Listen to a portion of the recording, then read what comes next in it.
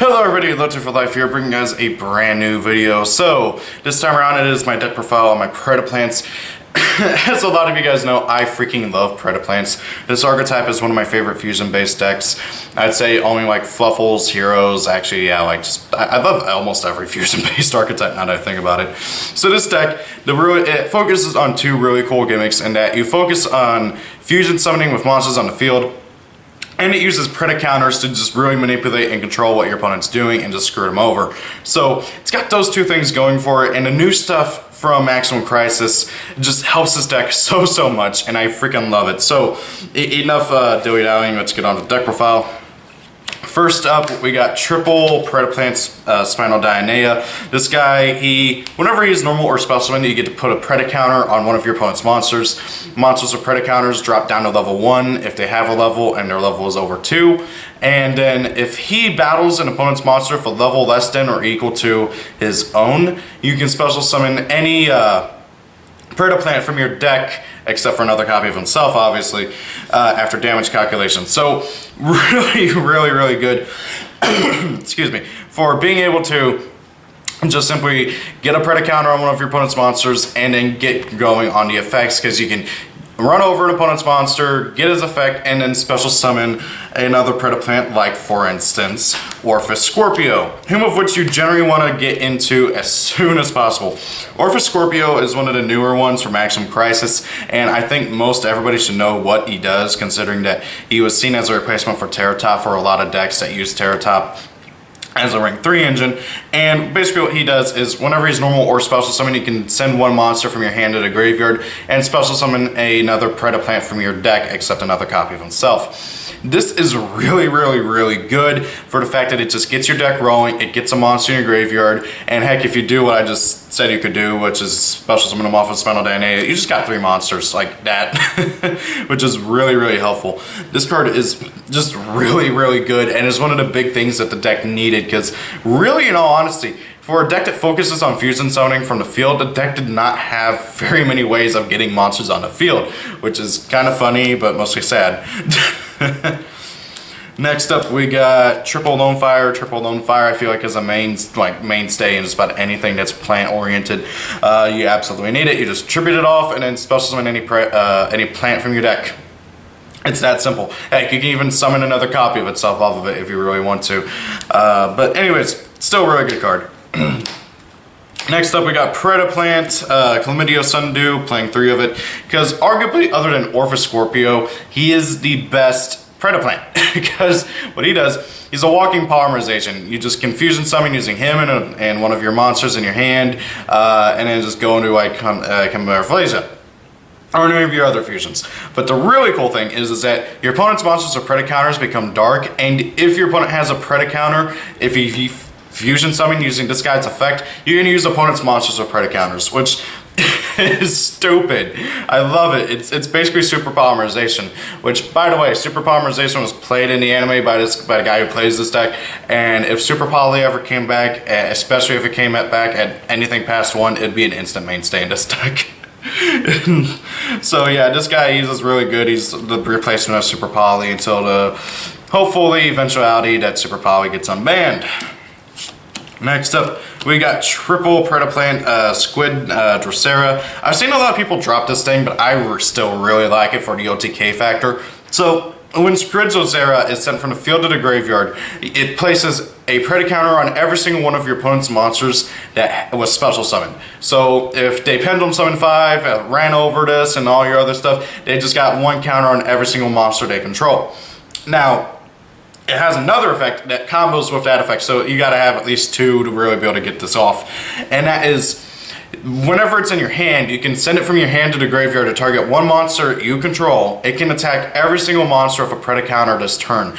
This opens up for so many OTKs with Star Venom Fusion Dragon and all the other fusions for this deck that it is just absolutely hilarious, and I feel like that it's one of the deck's main win conditions. Now, granted, usually your opponent has like 2 to 3 special summon monsters, but if you're doing against like Zodiac and they got a board full of just a bunch of their Zodiac stuff, you can wipe their whole board and they won't have any way of stopping it other than Trident popping Star Venom, but then Star Venom will just nuke their board anyway. So either way, everything's dying, which is great. Now then. Next up, we got triple Predaplant Service Ant. This thing is kind of like a Battle Vader. So whenever your opponent declares a direct attack, you can spell summon this dude, and then it doesn't negate the attack or anything. I wish it did. But however, it does kind of like make your opponent not want to attack it, because if your opponent attacks into this monster, or well, if it battles a monster in general, after damage calculation, that monster is destroyed. So, oh hey, you attack over it, and then, okay, that monster is destroyed as well. Now, the really cool thing is that whenever he is sent from the field to the graveyard by battle or card effect, you get to search out any Predaplant monster from your deck to your hand, except another copy of him. So, really, that's what you do, is you just special summon it, block, make sure you don't take damage, and then your opponent runs over it, hopefully, and then you get to search and just be able to set up for next turn. Really, really, really great card. Next up for the 2-ofs, I play 2 Evil Swarm, dear lord, Mandragora. For some reason I couldn't read that. So basically, if your opponent controls more monsters than you do, you can special summon it. And that's really the big thing. It's a level 4 dark plant, and it just has so much synergy with this deck. Because the whole point of this deck is, well, fusion summoning with monsters you control. So, hey, this thing is super easy to summon. And it's a level 4, so you can do rank 4 plays with it and stuff if you need to. It's pretty good. Next up, we got the main dude you want to summon off of Orpheus Scorpio, and that is Predaplant Darling Cobra. I got some qualms with this. So, he's level 3, he's 1015, Plant Dark, whatever, everything. He's really, really good. And whenever he is special summoned, excuse me. And whenever he is special summoned by the effect of a Predaplant monster, you can add 1 Polymerization spell card or Fusion spell card from your deck to your hand. You can only use this effect of Predaplant Darling Cobra once per turn. Okay, this is the deck's only way of searching out Polymerization or any Fusion spell card. And it's a once per duel clause. I absolutely hate that, okay? Why does like freaking Fluffles, Lunalites, and everything get once per turn clauses on their fusion searchers, but on Predaplant's fusion searcher, it's a once per duel clause? It's incredibly obnoxious. Either way, it's still an absolute mainstay. You have to play at least one of it. I prefer to play 2 just because then Orpheus Scorpio can summon it if I draw into it. So I can still summon it from deck and everything. It's a really great card. It really is, but I just hate that once per duel clause. Now for the 1-ofs, I play 1 Predaplant, oh dear lord, I can't read that, Drosophilum Hydra. For some reason, the reflection on the secret, I can't read. Drosophilum Hydra is basically a kaiju for the deck. You can special summon it from your hand or graveyard by tributing 1 monster your opponent controls that has a Preda counter. No, you don't summon it to your opponent's side of the field, you summon it to your side of the field. And then once per turn during your player's turn, you can banish 1 Predaplant from your graveyard, and then target 1 monster your opponent controls. It loses 500 attack power. That is really, really great, because then it allows your Spinal Dionade to run over more things. It allows for easier OTKs. It just is a really good card overall. I've seen some people play 2 to 3 of it. I don't like 2 to 3 of it. I prefer 1 of it, because it just is, unless like you got your board already set up, it's just not that great. Generally speaking, I Foolish Burial it, and then I don't ever get to use it. Because it just sits there, and usually, generally speaking, I end up getting rid of the monster that I got Preda counters on before I ever get the need to actually use this thing's effect. And then we got 1 World Carrot Weight Champion. This thing is really good. He has a self-revival effect. If he's in a graveyard, you can send 1 monster from your hand to the graveyard, special summon him. You can only use his effect once per turn. He's a dark plant with 1900 attack power, and if you Foolish Burial him or send him to the graveyard with Polymerization or something, you can just bring him back on a recursion basis, and it's just really, really awesome. Really great card overall. 1 Predaplant Fly Trap. I'm half tempted to cut him, but I still really like this card for the fact that he's one of the few Predaplants who can do once per turn, put a Preda counter on one of your opponent's monsters. All the others do it on summon or for some other means. He does it once a turn, And that's it. It's just once per turn, put a Preda counter on something. Now that also being said, if he battles an opponent's monster with a level less than or equal to his own, he can auto-destroy it. And then whenever he kills a monster by battle or card, well, by that effect, he gains that monster's original level. So like, let's say you summon him, use his effect, put a Preda counter on an opponent's like level 4 monster, it drops down to level 1, and then you run over it, you use his effect, destroy it automatically, and then he goes up to level 6. And then now if he battles a level 6 or lower monster, he auto kills it. It's really stupid. I've gotten this thing like level 27 because why not? Now that being said though, he's still 400 attack power, and Xyz and Links are completely and totally unaffected by this thing. So yeah, that's still an issue. Not to mention if your opponent summons something with a larger level, they can still run over it. Like it's just, there's ways to get around that and everything, but we still don't have that quick play spell, which sucks. Then one Predaplant Cordyceps. I was testing 2, but I feel like 1 is a bit better because this thing is just, it's okay at best. So what Predaplant Cordyceps does is if it's in your graveyard during your standby phase, you can banish it from your graveyard, target 2 Predaplant monsters you can in your graveyard, special summon them. For the rest of the turn, you cannot normal summon or set, and you cannot special summon except for fusion summons. So that's really great and all, being able to just get a free summon back of 2 Predaplants, but the issue is you're locked out of doing anything else except for using those 2 as fusion materials, which is great because, oh hey, if you like draw an polymerization or something, then yeah, you can just go straight into a fusion. The issue is that you won't always have polymerization, especially seeing as how this deck doesn't have an easy way of searching it outside of Darling Cobra, but that's beside the point. Now the funny thing is that if Darling Cobra is in your graveyard and you haven't used his effect, Cordyceps will trigger Darling Cobra's effect, so you can search out polymerization. That's really great, and it would be a whole lot better if Darling Cobra was not once per duel, but oh well. Moving on to the spells. Well, first up we got triple Allure of Darkness. Allure, everything except for Lone Fire is dark in this deck, so it's always going to be live. It's really great.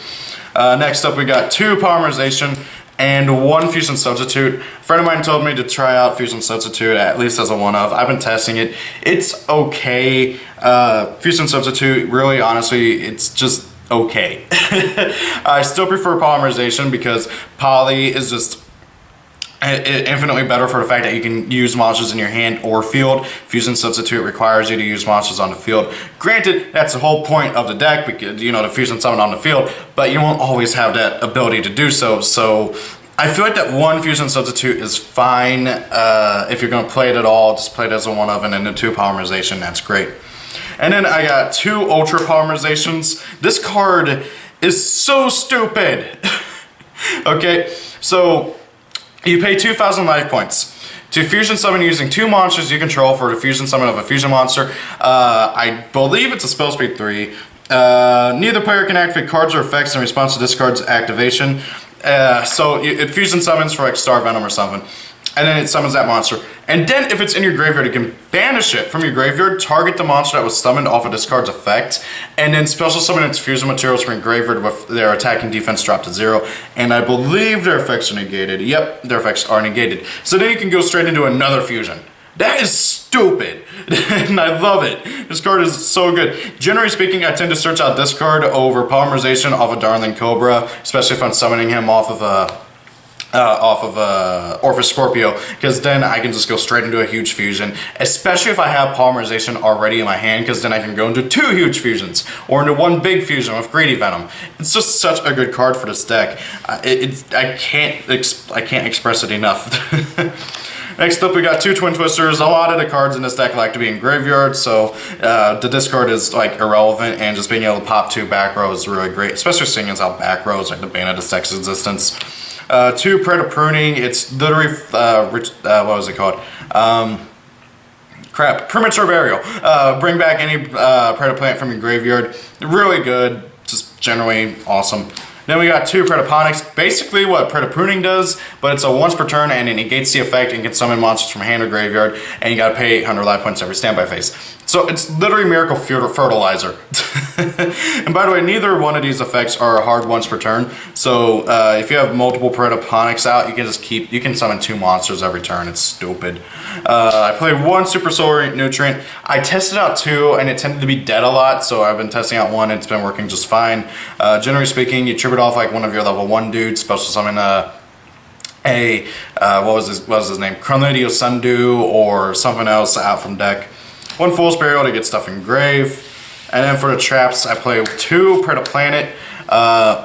Pretty nice card. Basically, if a monster leaves the field and it had a Preda counter on it, you get to add 1 Preda card from your deck to your hand. And then if it's in your graveyard, you get banish it, fusion summon a fusion monster using Predaplants you control, or I believe in your hand. Is it in your hand? Yeah, hand or field, only Predaplant monsters can use this, yeah. So, yeah, it's pretty good overall. Just really nice as a 2 of. I've been tempted to take it down to a 1 of. I've even seen some people play it at 3 and like play triple, what was it called? Full Spirit of Good, so you can use the polymerization effect, which is funny. And then I got 1 Griselle Prison, because it's basically D barrier for anything that's synchro or Xyz oriented and everything. You gotta have a fusion or a ritual or a tribute summon monster, I believe. Yeah, and then neither player can synchro summon or Xyz summon, and all synchro and Xyz monsters on the field lose their effects. And I believe cannot attack as well. I main 1 and I side another. It just works really well. Generally speaking, the big issue with the card is you don't ever really see it. Not to mention, the traps in this deck just simply typically don't tend to be very great. So I've been testing 1 of it, and it's been working pretty fine. It's been helping out a lot. Not to mention, you gotta control fusion to use it, which is a bit annoying, but oh well. Speaking of fusions, onto the extra deck. I play triple Chimera Phlasia. He's the easiest of the Predaplant fusions to go into. Most generic. Just needs 2 Predaplant monsters to go into. And then he has some really cool effects. Once a turn, you can target 1 monster on the field that has a level less than or equal to his own. Banish it. If he battles an opponent's monster, you can have his attack power go up by 1,000 and the opponent's monster's attack power go down by 1,000. And then if it's in the graveyard and was sent there for the last turn and it's standby phase, you can grab 1 polymerization or fusion spell card from your deck to your hand. Aside from freaking Darling Cobra, this is the deck's only other way of searching out polymerization or any fusion spell card. And it works great because it pays for itself. It has 3 really great effects, including the searching effect. And it just is a really powerful fusion monster in general. And a pretty beefy 2,500 attack power. It's just really, really great in general. Next up, we got Double Star Venom, the deck's arguably boss monster.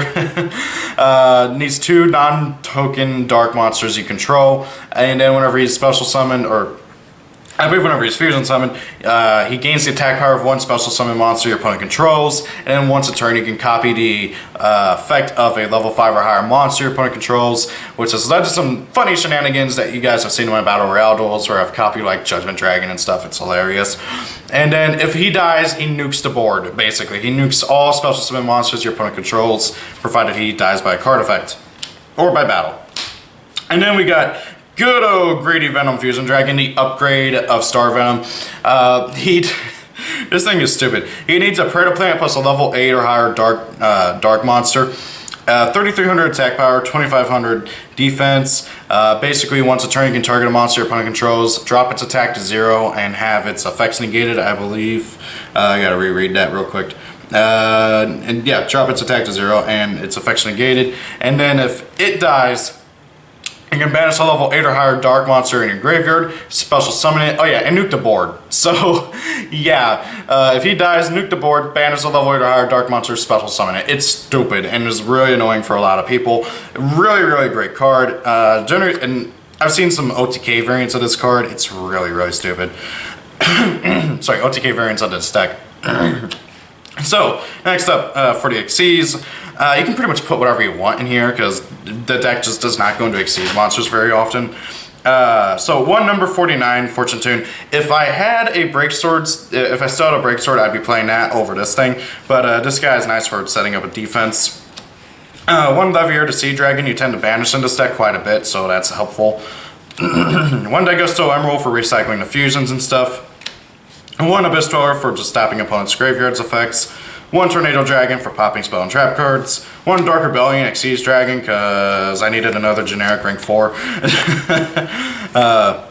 1 number 39 Utopia, and then of course this big bro number S39 Utopia the Lightning to go into because Utopia the regular is just not very useful.